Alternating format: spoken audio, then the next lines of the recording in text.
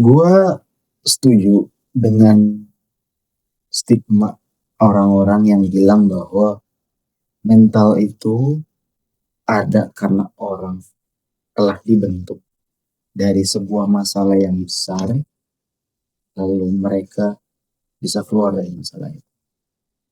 Ngomong-ngomong soal mental, di podcast kali ini gua mau menceritakan tentang mental gua selama ada di Jerman ini dari awal datang sampai sekarang, dan gue juga mau ngasih beberapa tips buat kalian. Bukan beberapa tips. Jadi kali ini gue mau bahas tentang mental, dan gue juga mau ngasih tips ke kalian gimana cara menjaga mental yang baik ketika kalian nantinya akan dan telah ada di Jerman. Jadi kita mulai aja podcastnya. 2018 waktu itu gue lagi nyiapin dokumen karena gue udah lulus. Kebetulan gue udah lulus ujian juga. Gue ngurusin dokumen dibantu sama pihak agensi karena waktu itu gue pakai agensi. Jadi semua diurusin sama mereka, gue tinggal datang ke kedutaan buat interview, habis gitu ambil visa, habis gitu kelar. Segala macam kayak tiket pesawat dan lain sebagainya itu diurusin sama pihak agensi. Bahkan ketika udah sampai di Jerman pun, gue dibantu sama pihak agensi. Jadi semua berjalan dengan baik, semua berjalan dengan lancar. Sampai waktu itu gue ada masalah. Kurang lebih sekitar 2 tahun setelah gue ada di Jerman, gue ada masalah waktu itu. Gue minta tolong ke mereka buat tolong dong bantu di sana, tapi mereka bilang pokoknya mereka tuh nggak ada feedback ke gue. Jadi yang gue pikir bahwa ya udah masalahnya harus gue clear sendiri. Jadi tiap agensi itu nggak ada yang bantu sama sekali. Dan setelah itu gue baru mikir bahwa gue ini bukan orang penting, gue juga bukan orang pejabat, gue bukan satu-satunya yang mereka pikirin, karena mereka punya ratusan atau ribuan orang di luar sana yang harus mereka pikirin juga. Jadi apa spesialnya gue gitu. Itu gue mikir, ya gue udah bayar mereka mahal kok, gue nggak dapet perhatian lebih sih dari mereka.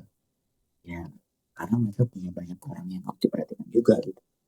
Nah sebenarnya dari awal gue datang ke Jerman itu, oh gue happy lah. Gue happy, gue senang akhirnya gue keluar dari rumah, gue akhirnya ngerantau.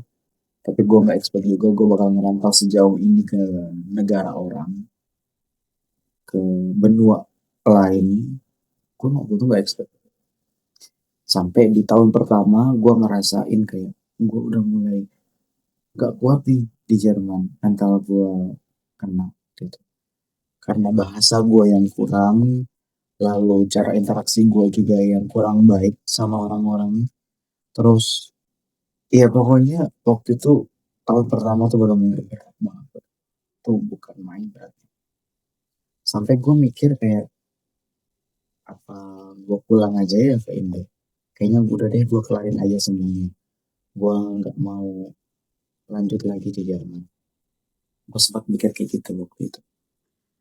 2 tahun berjalan dan gue bilang barusan gue kena problem, dan gue mikir kayak udahlah, gue setelah lulus Ausbildung gue pulang aja ke Indo. Jadi 3 tahun di Jerman udah gue pulang aja Indo. Gue udah mikir kayak gitu.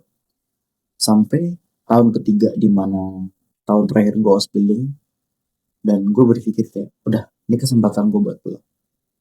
Tapi gak tahunya sampai sekarang 7 tahun udah gue di sini. Jadi udah 3 tahun plus 4 tahun gue menjadi seorang pegawai tetap di tempat yang sama, di lokasi yang sama, di kota yang sama. Kalau misalkan dibilang tentang mental gue dulu dan sekarang mungkin agak sedikit berbeda. Perbedaan umur juga ya. Semakin gue dewasa, gue semakin berpikir bahwa ya oke, mental itu harus dijaga. Karena penyakit mental itu kan juga berbahaya ya. Sakit tapi memang gak kelihatan. Gak kayak sakit fisik yang kalau luka ada darahnya, kalau penyakit mental kan nggak ada darahnya. Cuma kita yang bisa ngerasain, cuma orang lain yang bisa ngerasain. Dan gue berpikir juga bahwa gue harus tahan mental di sini. Gue harus tahan banting. Ini semua demi masa depan gue, ini semua demi keluarga gue, ini semua demi apa yang gue cita-citakan sebelumnya. Dulu gue mikir untuk datang ke Eropa tuh hal yang mustahil karena gue datang dari seorang yang bukan dari keluarga yang kaya dan keluarga yang sederhana, dan akhirnya gue bisa sampai ada di titik ini. Cuma kurang bersyukurnya gue itu adalah waktu dulu gue sering banget yang namanya iri sama orang. Gue kayak punya penyakit hati gitu loh.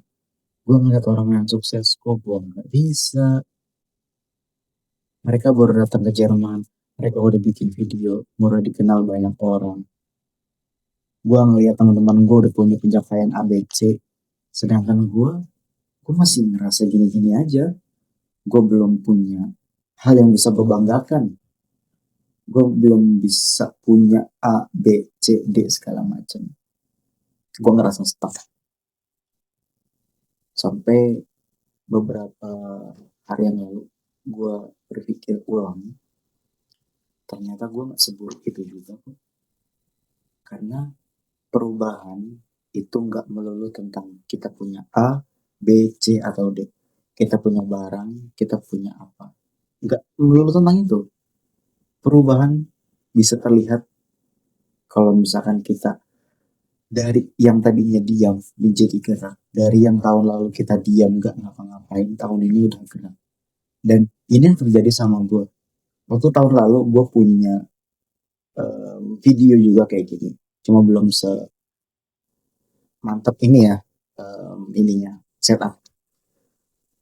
Waktu itu videonya cuma dari layar HP, terus ya kameranya, ya pokoknya masih amatir gitu lah.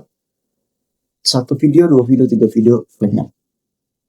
Gue nggak lanjutin sesi itu karena ya disiplin gue yang kurang dan mental gue yang masih belum terbentuk gitu.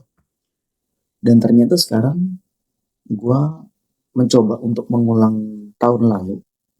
Gue mencoba untuk bikin podcast kayak gini supaya kalian bisa dengar dan bisa didengar sama khalayak umum juga. Dan menurut gue, diri gue ini sedang berproses. Diri gue ini memang dalam segi materi gue belum punya ABC dan lain sebagainya. Tapi dalam diri gue sendiri, gue ngerasa gue ada perubahan. Walaupun belum banyak dilihat sama orang, tapi gue bisa merasakan itu. Lagian, kalau kita kebanyakan melihat timeline orang lain, kadang kita bisa lupa sama timeline diri kita sendiri. Kita nggak fokus sama diri kita sendiri. Kita terlalu fokus sama apa yang orang lain kerjakan sampai kita luput dengan apa yang harus kita kerjakan. Kita terlalu banyak mengcompare diri kita sama orang lain. Kita terlalu mementingkan, mereka bisa dengan jalannya mereka, aku juga harus ngikutin jalannya mereka. Sementara nggak juga.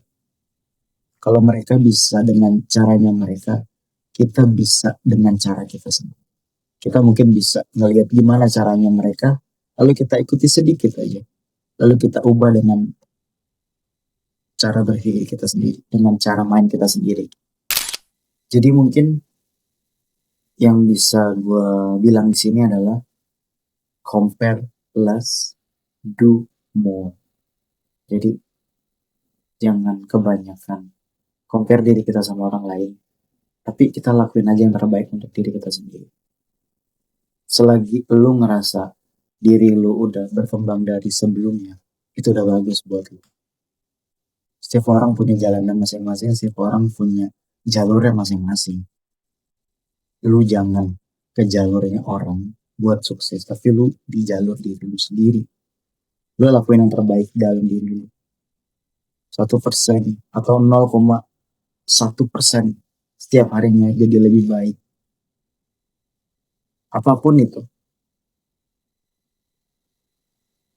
Dan satu pesan gue lagi, kalau emang kalian mau datang ke Jerman, ayo kalian datang ke Jerman. Tapi selain bahasa yang penting, mental tuh juga penting banget ya. Karena di sini semua benar-benar lu bakal ngerasa sendiri. Teman lu bakal baru, keluarga lu bakal baru, keluarga lu yang lama yang di Indo, orang tua, kerabat, saudara, itu cuma bisa dilihat dari layar HP. Nggak bisa ketemu setiap hari. Jadi ubah dulu pola pikirnya selama di Indo. Selain belajar bahasa, karena itu wajib juga, mental juga nggak kalah penting.